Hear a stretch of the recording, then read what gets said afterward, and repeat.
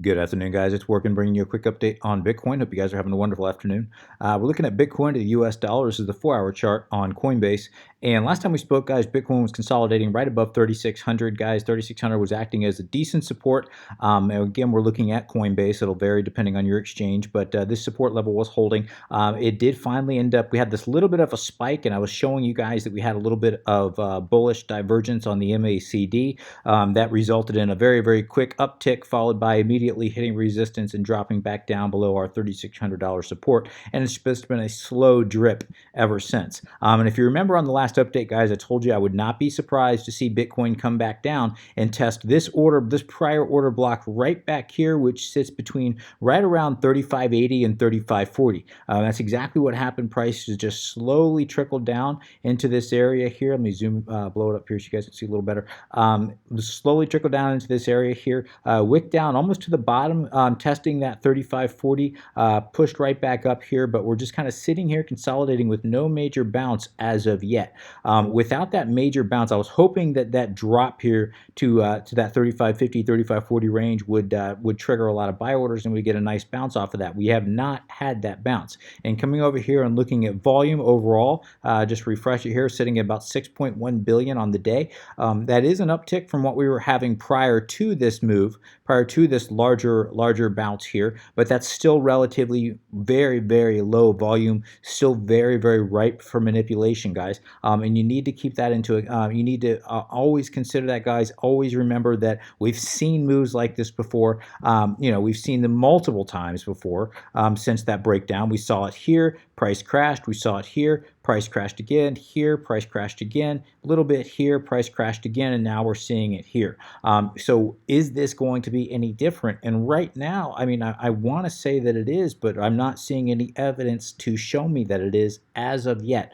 Doesn't mean that this can't happen, guys. We did have this breakout of this descending wedge here that we were watching, that we called, and so that was a bullish sign. As of now, this retesting of what was resistance is acting as support. That is a bullish sign. But is that bullish enough for me to sit here and tell you that that's the bottom? Absolutely not. In no way, shape, or form is that bullish enough for me to tell you that's the bottom. So some people are looking at this little decline here.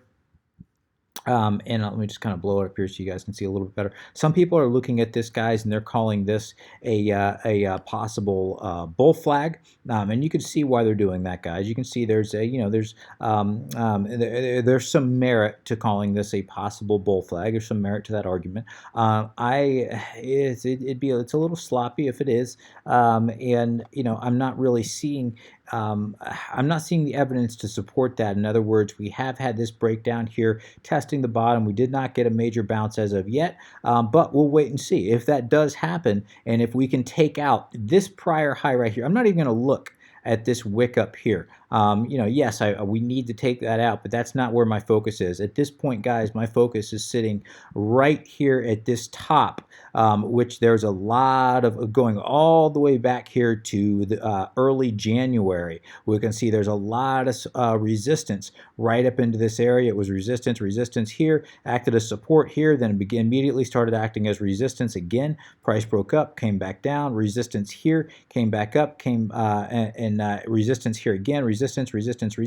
So there's a lot of sell orders sitting in this little order block. So really, if we can break up above this zone here decisively, by decisively I mean at least a 4-hour candle, preferably a daily, but at least a 4-hour candle opening and closing above this zone, then we can start to possibly say this thing might have some temporary legs. And even then, we've got a lot of resistance to go through, guys, before we can declare this thing hitting bottom. But we need, if we can at least break above, let's call it 3680. If we can break above 3680, guys, this thing might have some legs. We'll have to wait and see if it does end up doing that. But looking at this down below here, if we do end up breaking below this order block here, and that's going to be sitting right around 35.40 on Coinbase. Again, it'll vary depending on your exchange, but on Coinbase, that's going to sit around 45.50, or excuse me, 35.50. If that does end up breaking down, guys, I think there's a very good chance that it could be a quick drop back down to at least test this area right here, somewhere around 34.50, 34.20, somewhere in that area, but very likely coming back down to this $3,400 support. And that could happen very quickly if we get that decisive break below 35.40. All right, if we get rid of some of the noise and we zoom out here on the daily chart, guys, we can see that we do have a decent descending resistance line right here that is absolutely being respected, guys, and has been since November of 2018, November of last year. We can see price broke down, came up, resistance, resistance, resistance, resistance, resistance for about 5 days straight, broke down. Here we go again, resistance, resistance, and resistance yesterday. So this is a relevant line, guys. Obviously, this is going to be a descending resistance line that it's going to need to be broken above if this thing is going to have any kind of a leg, any kind of legs at all. So let's wait and see if that does happen, but this is certainly an interesting resistance area that we're going to be watching. Obviously, to the downside, guys, we're obviously watching this zone here. We created a series of higher lows here, lower highs here. Anytime you kind of get that compression, guys, what do you expect? You expect a larger move, and we are getting that kind of series of looking at the bigger picture, series of lower highs, higher lows, and we're coming up to a point on the apex where we could get that larger move to come, guys, and that larger move truly could come either up or down. Without question, this thing could go up or down, guys. This $3,600 area right here is extremely relevant. We have yet to really decisively break up above this zone, which means that we could still absolutely come crash right back down. Our volume is still very, very, very low. And overall, if we zoom out here to the weekly chart, guys, which I've shown you guys numerous times in the past, we can see just how bearish this overall trend is. And I know I've shown you guys this so many times, but just so you can see, this thing is just a blip on the radar. I mean, we're really seeing no major bullish momentum at all when you're looking at the daily chart, guys. This is just, like I said, just one little blip in the midst of a continuation of an overall downtrend. Now, could that get broken? Absolutely, it certainly could. But has that been broken yet? No. And until that is broken, guys, you got to go with the trend. Probability always favors the trend until the trend is broken. All right, zooming out to, again, our daily chart, looking at our moving averages and exponential moving averages, we can see, as I told you guys in the last update, price came up. We found a lot of resistance right at the top of that upper Bollinger Band, which coincided almost perfectly with that 50-day moving average. We can see that we still have yet to break above that 50-day moving average, and we're now coming back down and looks like it's getting ready to retest that 21-day EMA. And, you know, really this 21-day EMA, in my opinion, does have to hold. If we break below it, I think very quickly, or we're going to very quickly come back down and test that $3,400 order block down below. Now, we do have some bullish sign in that we have this 8-day EMA just crossed above this 21-day EMA. That is a bullish sign, guys. We'll see if that can continue. It was just a very slight break up above as of now. That is a bullish sign, guys, but again, let's wait and see if that can continue. And unfortunately, we're not getting volume to back that up. Again, guys, we're only sitting at about 6.1 billion on the day. As I always tell you guys, you're going to know when new money is entering the market when we see daily volume consistently above 10 billion. And right now, guys, we're getting nowhere near that, obviously. So, you know, we got a long way to go before we can say that the bulls are officially back in town. Again, I'm not saying that they aren't. I'm not saying that we may not have seen the bottom yet, but I'm just saying we're not seeing any evidence of that as of yet. All right, let's come over and look at shorts versus longs. We'll start off here looking at shorts. Shorts, get back here so you guys can see a little bit better here. Shorts are slowly starting to stack here just a little bit. We can see that in the last, in the last 48 hours, they've stacked, from their low to this high here, we're sitting right around, about 8%, 8-9% gains in shorts as of now. If we come over here and we look at long positions are just continuing to stack.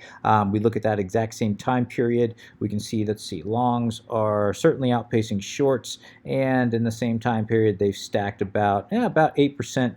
So about the same in the last 48 hours, shorts versus longs. But again, overall, longs are absolutely outpacing shorts quite significantly. So what does that mean? Then, especially in a low volume market, that means that this is ripe for manipulation. That also means that market makers have a lot of incentive to drive price down to liquidate those long positions, since longs are outpacing shorts at this point. Now, one of the things that I like to look for, guys, in in any kind of when the market is starting to turn around, you'll start to see altcoins spike, and I don't just mean one altcoin spiking. You'll start to see altcoins that across the board just kind of spiking or popping like little like popcorn, like kernels of popcorn here and there. Right now, we're not seeing any major spike in altcoins. Looking over at the top 100 here, we've had a little bit of spikes here and there, but no major spike like we would typically see in a nice reversal. And why do you see that? You see that because people are feeling comfortable in investing into whatever their favorite altcoin is. They're comfortable buying Bitcoin and then trading that Bitcoin for their favorite altcoin, and you'll see little spikes here and there for seemingly no reason. We had that spike in Litecoin the other day, which kind of led this overall little bullish move that we had over the last week. But that was due to some bullish news, some bullish fundamental news coming out of Litecoin. You want to see some Litecoin or some you want to see some altcoins starting to spike for seemingly no reason other than people are starting to get comfortable and starting to have a little more faith in the market. And we're not seeing that yet. In other words, we're not seeing new money really willing to enter this market. We're seeing the same money trading hands back and forth, but no real new money entering the market as of yet. And we need new money to enter this market, guys, if we are going to have any kind of a sustainable bull run. Remember, volume is king, and right now we just don't have that volume as of yet. Again, doesn't mean it's not going to happen, just means that we aren't there yet. So what am I watching? I'm obviously watching this zone between 3,800 and 3,600 very, very closely. We definitely need to get above it, guys, but as I pointed out last time, we really need to clear this area right here that sits between 4,120 and 4,000. And again, this is on Coinbase. Depending on your exchange, that will be a little higher, a little bit lower, depending on the exchange you're looking at, but this is the overall, this is the pattern, this is the area that there's a lot of order blocks sitting up here, a lot of sell orders that are sitting in this area that need to be cleared before we can enter into that bull run that we're all hoping for. To the downside, guys, I'm going to be watching very closely 3,400. If we do break below 3,400, guys, I do think that it could be a very, very quick drop. Well, looking at a more micro level, I'm watching this 3,550, 3,500, knowing that if that breaks down, we could break down to 3,400. But that's on a more micro level. On a more macro level, I'm watching this 3,400 area, really 3,400 to 3,250, knowing if that breaks down, we'll quickly find ourselves down in that $3,000 range. And again, that just goes back to looking at that overall larger move or larger weekly chart, guys, and looking and seeing that there's just not a lot of support. If you look here, there's just not a lot of support below that 3,600. We have this little possible double bottom here that could take place at about 3,150, but there's just not a lot of support below here until we get down to that $3,000 to $2,500 range, guys. And this, as I always say, this is where I will go in heavy. And I continue to say, if we ever see a $3,000 to $2,500 Bitcoin, I will absolutely stack in my buy orders in that area. And I know a lot of you ask me about trade setups, and you like when I put out some various calls. As far as trade setup, guys, if you want to enter into a very small position down here, hoping for a nice little bounce back up above 3,600, I think it's a very, very risky play. But if you did want to do that, I would wait for price to come back down, retest that 35.50 again on Coinbase, depending on your exchange, wherever this happens to be. But retest the bottom of this order block. Maybe, again, I'm not going to take this, but if you wanted to, maybe pick up a very small scalp trade here, and I would target the 36.50, possibly take your investment off the table at 36.50, and then let the rest ride up to that 3,800 area where I would get out. But personally, guys, I would wait until price. The area that I'd be looking to buy right now possibly would be down here at 3,400. I'd wait for that drop. It may never come, but if it does, I'd be watching this area down here at 3,400. And of course, I'd be watching longs versus shorts to see, and also volume to see if I would pick up or would enter into a position down at this point. And I would target once again this area back up in here at 35.50. That's just me, and I'm not even saying I would take this. It would all depend on how longs and shorts and volume looked once price came back down here, if price ever comes back down here. As far as shorting, I'm watching this area up here for a possible short between 4,120 and 4,000. This is the area where I would expect a major reversal if we do get some kind of a large bull trap.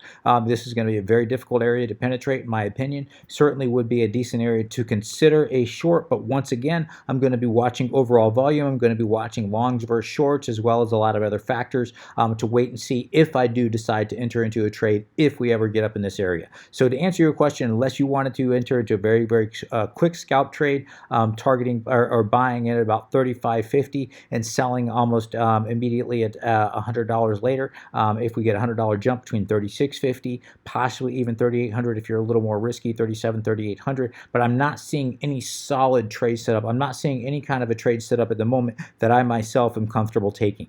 So I don't want to put out any kind of call and act like I'm I do sometimes, and I probably will later on today, do some quick scalp trades here and there, and I usually go all the way down to the 5-minute chart, guys, sometimes a 15-minute chart, but I'm not comfortable telling you guys what I'm doing there because by the time I'm in and out of a trade, there's no way I could make a video and put out a call that quickly because I just get in and I get out. But so I'm trying to give you guys things that I'm looking at overall, and I'm trying to tell you ahead of time what I'm looking at and what I'm going to be thinking. If something does happen, then I will do this if these factors all check, if these boxes are all checked. But really what I'm trying to do, guys, is I don't want this channel to be a channel for you guys to take your calls or to get signals from. I want this to be a channel to help you guys learn how to create your own signals, help you guys learn when to enter, when to exit trades on your own. And again, guys, the best way to do that is to just kind of trade with some paper money. I've told you guys this before. If you look at TradingView, they have a free option where you can trade, just with basic paper money, basically with funny money, and you can kind of see how well you would do, or wouldn't do, as the case may be. So I would encourage anybody that's out there that's new to trading, that thinks that you may want to get into that. I would encourage you to do a lot of paper trading before you ever think about trading with real money, unless again you're looking at holding for the long haul. And as I always say, slowly dollar cost averaging in for the long haul. This is not a bad idea to do that, guys. I think this time, 5 years from now, people are going to wish to God they would have bought at these prices. So I'm going to go ahead and wrap things there. If you have any comments, questions, suggestions, please let me know in the comment section below. As always, would appreciate an upvote if you have enjoyed this content. Until next time, guys, please trade safe. Take care of yourselves. This is Working, signing out.